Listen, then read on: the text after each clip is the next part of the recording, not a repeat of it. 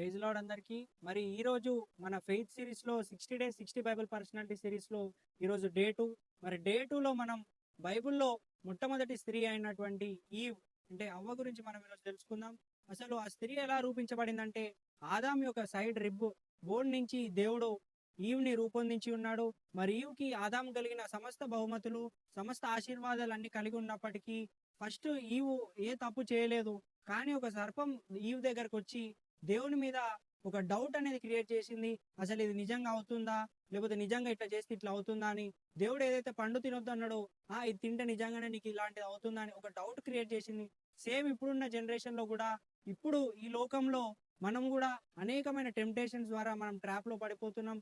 కాబట్టి మనం జాగ్రత్తగా ఉండాలి. మన మైండ్ కంట్రోల్లో ఉన్నప్పుడు, మన ఆలోచనలు కరెక్ట్ గా ఉన్నప్పుడు మనము దేవుని చిత్త ప్రకారం మనం నడుచుకుంటాం. ఇప్పుడు దీంట్లో ఈవు తప్పు చేసిందన్న మనం అనలేం, లేకపోతే ఈవుదే తప్పు ఉంది అని అనలేం. ఈవు కేవలం ఒక అన్గార్డెడ్ సర్వెంట్ గా మిగిలిపోయింది. అంటే తనని గైడ్ చేసే వాళ్ళు ఎవరు లేకపోయేసరికి, లేకపోతే తనని గార్డ్ చేసేవారు ఎవరు లేకపోయేసరికి తను ఆ ట్రాప్ లో పడిపోయి, మరి ఆ పాము వల్ల మనం ఇక్కడ చూసినట్టయితే ఆ మంచి చెడు ఫలింపజేసే వృక్షాలను తినొద్దని చెప్పినప్పుడు వాళ్ళు తినడం, మరి ఈ సర్పం వచ్చి ఈ పండు తినమని చెప్పడం, మరి దీనివల్ల వాళ్ళు ఒక మంచి చెడులను తెలుసుకొని, మరి దేవుడు అయినప్పటికీ తప్పు చేసినప్పటికి కూడా వారిని ఏమనకుండా క్షమించి వాళ్ళకు ఒక సెకండ్ లైఫ్ అనే దేవుడు అనుగ్రహించి ఉన్నాడు. మరి ప్రియులారా, మనం ఇప్పుడున్న ప్రెసెంట్ సిచ్యువేషన్ లో కూడా మనం ఎటువంటి తప్పు చేసినా గానీ ఆ దేవుడు చూసుకుంటారులే, ఈ ఒక్కసారి చేస్తే మళ్ళా ఇది గ్రేస్ పీరియడ్, ఆయన గ్రేస్ ఇస్తాడని మనం అట్లా అనుకోకుండా, రాకడ ఎప్పుడు వస్తుందో తెలియదు కాబట్టి మనం జాగ్రత్తగా ఉండి దేవుని వైపు దేవుని చిత్తానుసారంగా మన లైఫ్ లీడ్ చేసుకోవాలి. దేవుని మైండ్ అనేది మన మైండ్ లో ఒక కామ్ వాయిస్ లాగా దేవుడి మాటలు మనకి వినిపిస్తాయి.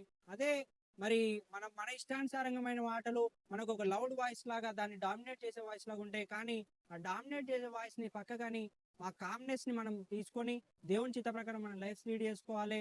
కాబట్టి మీరు ఇలాంటి ట్రాప్ లో పడుతున్నప్పుడు కానీ కొంచెం ఆలోచించి, ఒక్కసారి ఆ ట్రాప్ లో మేము పడుతున్నామని తెలిసినప్పుడు మీరేందో అసలు మీరు తెలుసుకోండి, మిమ్మల్ని మీరు క్వశ్చన్ చేసుకోండి. మరి ఇలాంటి తప్పులు ఇంకా మనం చేయకుండా దేవుని చిత్త ప్రకారం నడుచుకోవాలని మనం ఈరోజు ఈ ద్వారా తెలుసుకుందాం. మరి రేపు మనం ఇంకొకరి ద్వారా తెలుసుకోమనేది, రేపు 5 o'clock వీడియో అప్లోడ్ చేస్తాను. రేపటి వీడియోలు తెలుసుకుందాం. అంటిల్ దెన్ చూస్తూ ఉండండి, మా ఛానల్ని ఫాలో అవ్వండి. Thank you. Praise lord.